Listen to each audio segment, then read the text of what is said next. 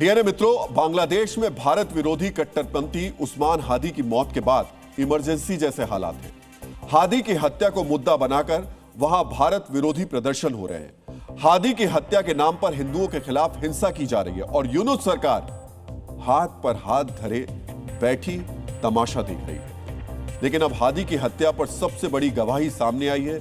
यह गवाही किसी और ने नहीं बल्कि हादी के बड़े भाई ने दी है।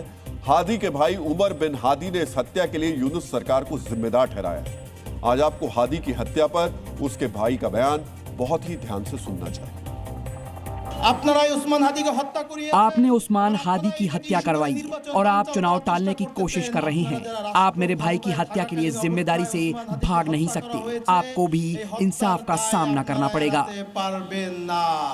डीएनए मित्रों, ढाका में नेशनल म्यूजियम के बाहर इनकलाब मंच के शहीदी शपथ कार्यक्रम के दौरान हादी के भाई ने यूनुस पर यह आरोप लगाया। उमर के मुताबिक उसका भाई तय तारीख यानी 12 फरवरी को चुनाव करवाने के पक्ष में था और वो चुनाव की तैयारी में जुटा हुआ था। लेकिन यूनुस प्रशासन तय समय पर चुनाव नहीं करवाना चाहता है। यही वजह है कि चुनाव का ऐलान होते ही हादी की हत्या करा दी गई। डीएनए मित्रों, किसी लोकतांत्रिक देश में चुनाव टालने की साजिश करना लोकतंत्र के लिए खतरा है, लेकिन यह जानते हुए भी ये साजिश रची गई। जिस मोहम्मद यूनुस ने बांग्लादेश में असली लोकतंत्र लाने का वादा किया था, वो लोकतंत्र के लिए अब सबसे बड़ा खतरा बन गया। डीएनए मित्रों, यहां आपको यह भी जानना चाहिए कि बांग्लादेश में चुनाव का ऐलान 11 दिसंबर को किया गया था।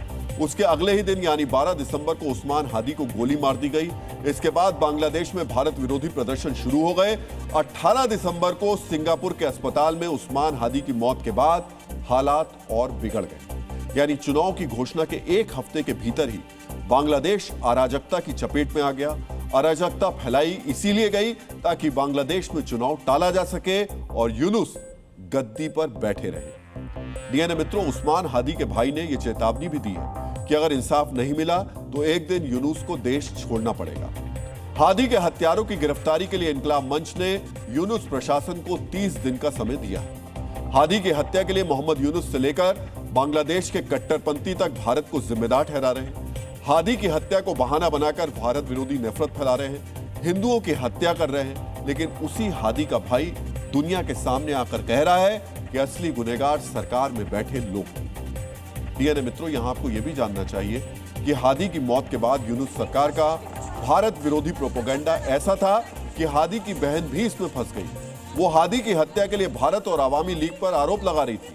लेकिन समय बीतने के साथ हादी के भाई ने बांग्लादेश की सरकार के भारत विरोधी प्रोपेगेंडा की पोल खोल दी। जब हादी का परिवार यूनुस सरकार पर सवाल उठाता है तो इससे यूनुस और उनके पाकिस्तानी समर्थकों का दुष्प्रचार ध्वस्त हो जाता है।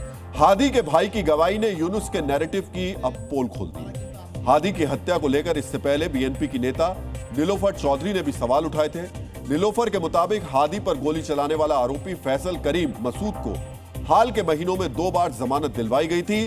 जमानत दिलवाने वाला व्यक्ति जमाते इस्लामी से जुड़ा हुआ है। वही जमाते इस्लामी जो यूसुफ की सबसे करीबी पार्टी है, वही जमाते इस्लामी जो बांग्लादेश में पाकिस्तान का एजेंडा चलाती है। डीएनए मित्रों, शेख हसीना विरोधी प्रदर्शन के नाम पर सत्ता में आए मोहम्मद यूनुस की असली जिम्मेदारी बांग्लादेश में जल्द चुनाव करवाने की थी।